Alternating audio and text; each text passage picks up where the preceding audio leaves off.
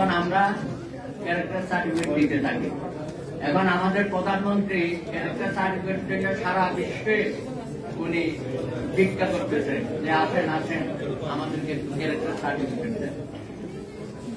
তো মনে হয় এখন কিছু ক্যারেক্টার সার্টিফিকেট উনি পেয়ে গেছেন, কিন্তু মানুষের সন্দেহ তো দূর হচ্ছে না।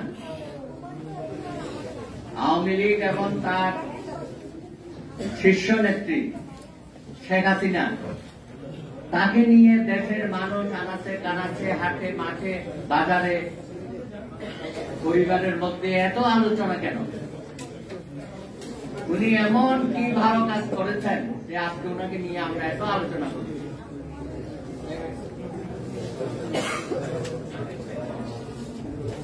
এই জন্যই করছি, উনি কথায় কথায় বলেন উনি বঙ্গবন্ধুর কন্যা, উনি শেখ মুজিবের কন্যা।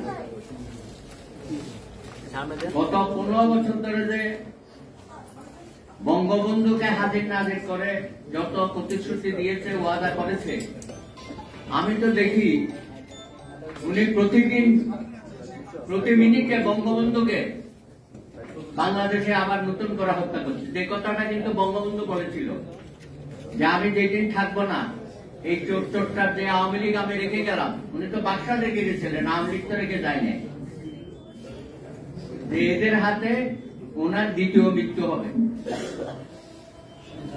সেদিন দেখেন উনি বঙ্গবন্ধুর মাজারে গিয়ে তার সভাসদ নিয়ে ওখানে মিটিং করলো, মিটিং করে বলল যে আমার প্রথম দায়িত্ব হচ্ছে দ্রব্যমূল্যের দাম কমানো বা লাগাম ধরে রাখা। আমি তো দেখি সেই দিনও বঙ্গবন্ধুর আত্মা কষ্ট পেয়েছে। আজকে যখন দেখি একজন বলল আমাদের জন্য নাকি সুখবর আসছে, সুখবর এখন আপনারা পান নাই, আমি কিন্তু পেয়েছি। সুখবরটা হচ্ছে আলু আসবে মোদি সাহেব থেকে, পেঁয়াজ আসবে মোদি সাহেব থেকে, চিনি আসবে মোদি সাহেব থেকে। এটা হলো আমাদের জন্য সুখবর। তার মানে আমাদের কৃষি খাতটাকে কোথায় নিয়ে গেছে মোদির সরকার, এটাই তো চাচ্ছিল মোদি সাহেব, যে বাংলাদেশের অর্থনীতি এবং তার সামগ্রিক কৃষি খাতটা ধ্বংস হয়ে গেছে আমাদের।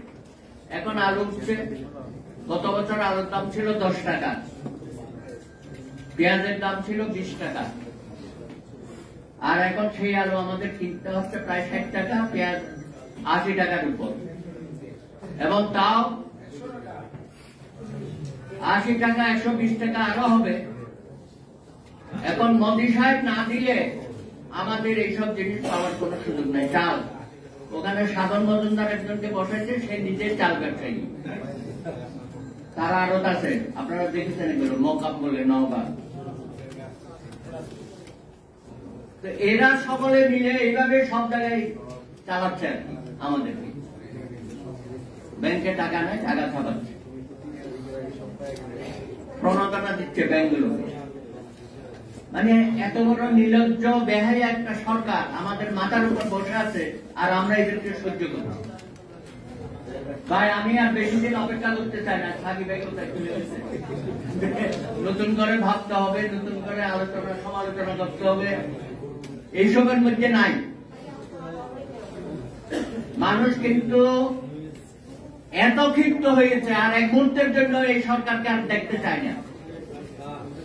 ওবায়দুল কাদের সাহেব ডাকসুতে 2বার না 3বার নির্বাচন করেছিল, আপনাদের মনে নাই যারা একটু বয়সের তরুণ। নুরু সাহেব আপনি কোথায় জানেন? হ্যাঁ, জিততে পারে নাই কোনদিন, কোনদিন জিততে পারে নাই। এখন বিনা ভোটে হইয়া আহারে কি ওবায়দুল কাদের সাহেব 30 তারিখে নাকি বড় ষড়যন্ত্র হচ্ছে বাংলাদেশে।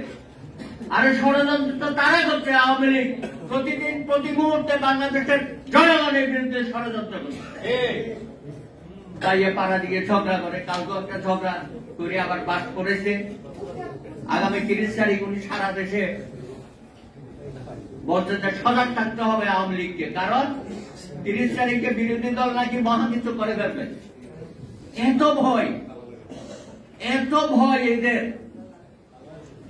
আমার কাছে মনে হয় যদি আমরা একটা ভালো ধাক্কা দিতে পারি, এক ধাক্কাতেই পড়ে যাবে। তাল মাটার অবস্থা, তাল মাটার অবস্থা বাংলাদেশের অবস্থা। সেই জায়গায় দাঁড়িয়ে আমরা যদি বিরোধী দল ঐক্যবদ্ধভাবে একক কর্মসূচির মধ্য দিয়ে এগোতে পারি, শেখ হাসিনা আর এক মাসও বাংলাদেশে ক্ষমতায় থাকতে পারবে না। কোন জায়গায় তার পক্ষে বলার মতো কোনো কিছু নেই। আপনি যতদিন যাবে এই শিক্ষা ব্যবস্থা দেখেন কোথায় চলে গেছে। আরেকটা ইস্তেফাকে দিয়েছে আমাদের মসজিদ সাহেবের ছেলে। আমি তো খুবই সন্দেহান যে এক মাসের মধ্যে আরো কত অঘটন ঘটাবে। আরেকটা আমার খুব গোসা হয়েছে, বলেছিলাম 3 পাগলের 1 পাগল রাঙ্গুনিয়া থেকে একজন পররাষ্ট্র মন্ত্রী করছে, সেটা কি জানেই না বিএসএফ আমার বিজেপি ভাইকে হত্যা করলো। উনি বলবেন না আমি তো এখন এটা আসাদুজ্জামানের মতো, কামাল সাহেব আছেন আসাদুজ্জামান, কোন একটা ঘটনা ঘটতে বলে তাই নাকি আমার তো দেখতে হবে, আমি তো এখনো শুনি নাই। মানে ওনারা সবকিছু জানে, সবকিছু ঘটাবে, কিন্তু বলবে যে না আমি তো এখনো খবর পাই নাই। আমার ওই যে রাঙ্গুনিয়ার সেই পাগলটি তিনি বলছেন না আমি তো জানি না কখন এটা হয়েছে, আমার দেখতে হবে। আর একটা বার্মাতে একটা কি কাণ্ড হচ্ছে আপনারা দেখছেন না?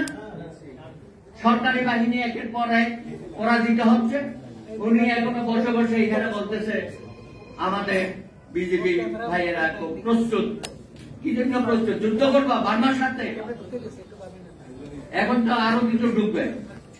এদের তো নিয়ে বসে আছো, ব্যবসা করতেছো ভালোই। শেখ হাসিনা রেহানা বলছিল না শেখ হাসিনাকে যে আমার বোন 17-18 কোটি মানুষকে খাওয়াতে পারে, 12 লক্ষ মানুষকে খাওয়াতে পারবে না, তার বাপের খাওয়ানি না।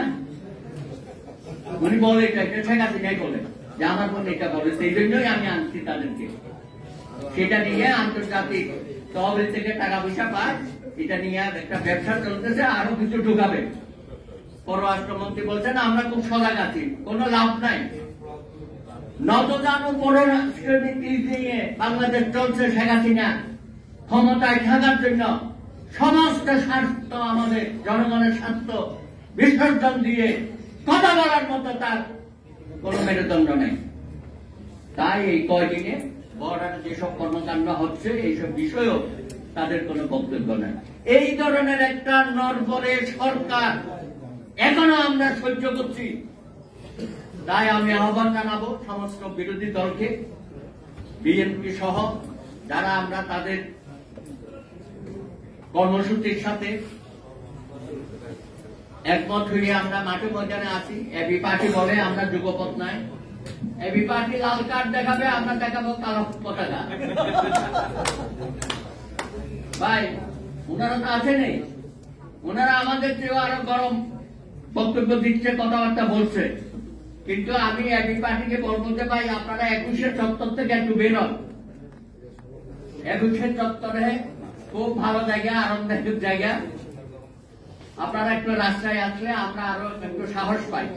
কারণ এবি পার্টির তাদের প্রত্যেকটা কর্মকাণ্ড অত্যন্ত শৃঙ্খলার সাথে তারা করছে। কালকেও একটা সংবাদ সম্মেলন করেছে, অসাধারণ। কিসের জন্য জানেন? ওই যে 650 জনের শাসনে আছে আমরা। আমাদের এখন এমপি কত? হাসিনার যুগে তো এটাও দেখতে হইল। 650 জন এমপি নিয়ে আমরা চলছি। সেটা নিয়ে কথা বলেছে মাহমুদ্দিন খোকন, তাকে কোর্টে ডাইকা নিয়ে বর্ষনা করেছে। শোনেন, বিচার বিভাগের রায় যখন হয়ে যায় এটা নিয়ে কথাবার্তা বলার অধিকার সবাই আছে। আপনার আছে, আইনজীবীদের তো আছেই। এখন বিচারপতিরা যদি আমরা কোনো কথা বলে ডেকে নিয়ে বর্ষনা করে, কাউকে বলে তোমাকে 1 মাস সাসপেন্ড করলাম, আর কাউকে বলবে তোমাকে 3 মাস সাসপেন্ড করলাম, এটাও তো একটা নৈরাজ্য। শেখ হাসিনার যুগে বিচার বিভাগের যে নৈরাজ্য সৃষ্টি হয়েছে বছরের পর বছর, এবং বিরোধী দলের প্রতি কি ধরনের ব্যবহার করছে আপনারা দেখছেন।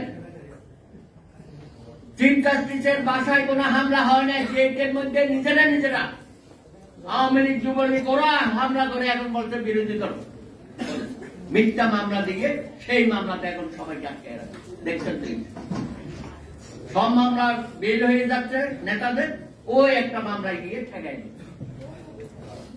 এখন বিচার বিভাগও যদি এই ধরনের ব্যবহার শুরু করে মানুষের সাথে, সেদিন দেখেন নাই হাজার হাজার বিএনপির নেতা কর্মীরা প্রত্যেক দিনই আসে। মিডিয়াকে ধন্যবাদ, পত্র পত্রিকায় মিডিয়াতে কিভাবে প্রচার দিয়েছে, হাজার হাজার নেতা কর্মী এখানে বেলের জন্য অপেক্ষা করছে। অন্ধ, হাত নাই, পা নাই, এরপরও বিচার বিভাগ কি ধরনের কথাবার্তা বলছে। সুতরাং তারা যখন একটা সরকার সমস্ত রাষ্ট্রের সমস্ত প্রতিষ্ঠানগুলোকে কুক্ষিগত করে তাদের এই স্বৈর শাসন অব্যাহত রাখতে চায়, সেখানে জনগণ বিদ্রোহী হওয়া ছাড়া আর কোন আমাদের সামনে পথ নাই। তাই আসুন আজকে আমরা বিদ্রোহ করি। এই সরকারের পতন না হওয়া পর্যন্ত আমাদের বিদ্রোহ অব্যাহত থাকবে। ধন্যবাদ।